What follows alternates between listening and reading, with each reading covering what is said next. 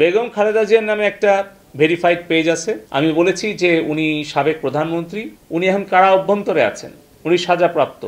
তোমাদের community standard এটা allow করে কিনা যে কারা অভ্যন্তরে থেকে একজন সাবেক প্রধানমন্ত্রী, উনি এমন কোনো অপরিচিত ব্যক্তি নন যাকে আইডেন্টিফাই করা দুষ্কর, খুবই ইজি।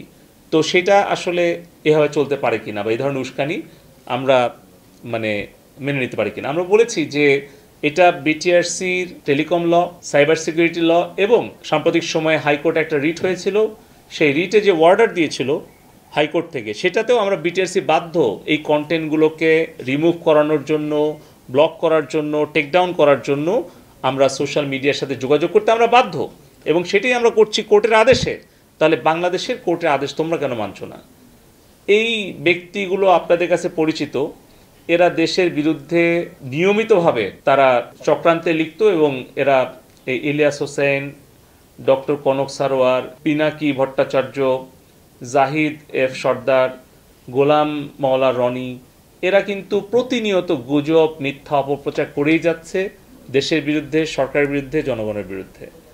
আমরা এদের লিস্ট সহ আমরা দিয়েছি এবং তাদের কন্টেন্ট সহ দিয়েছি যেন পরে তারা অস্বীকার করতে না পারে। তাদের রেসপন্ড পার্সেন্টেজ খুবই লো, টোটাল 13%। আমরা যে রিকোয়েস্টগুলো পাঠিয়েছিলাম এবং তাদের স্বয়ংক্রিয়ভাবে যেটা করার কথা সেটাও তারা করেনি।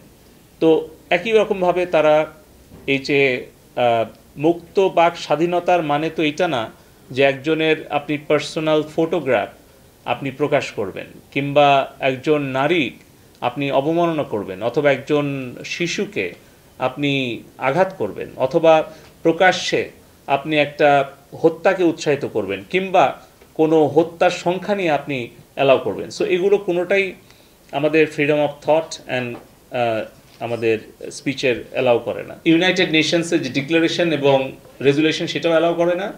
এবং মেটা তাদের যে কমিউনিটি স্ট্যান্ডার্ড, যেটা জুন 2024-এর 6 তারিখে তারা আপগ্রেড করেছে, সেখানেও এই যে violence, rumour, threatening, political nudity, privacy violation, এগুলো কোনোটাই তাদের নিজেদের কমিউনিটি স্ট্যান্ডার্ড আসলে তারা কমপ্লাই করেনি। আমরা এগুলোই আমরা আমাদের যুক্তি তর্ক সহ আমরা তাদেরকে অনুরোধ করেছি যেন তারা আমাদের সাথে সহযোগিতা করে, এবং তারা আশ্বস্ত করেছেন যে তারা তাদের স্বীকার করেছে তাদের ফ্যাক্ট চেকিং ক্ষমতার সীমাবদ্ধতা আছে, তারা স্বীকার করেছে তাদের এআই এ ত্রুটি থাকতে পারে, তারা স্বীকার করেছে যে যতটুকু রেসপন্ড করার কথা ছিল, বিশেষ করে 14, 15 থেকে 23, 24 পর্যন্ত, সেটা তারা করতে ব্যর্থ হয়েছে। আগামী দিনে তারা চেষ্টা করবে তাদের রিসোর্স আরও বাড়ানোর, এটাকে স্কেল আপ করার।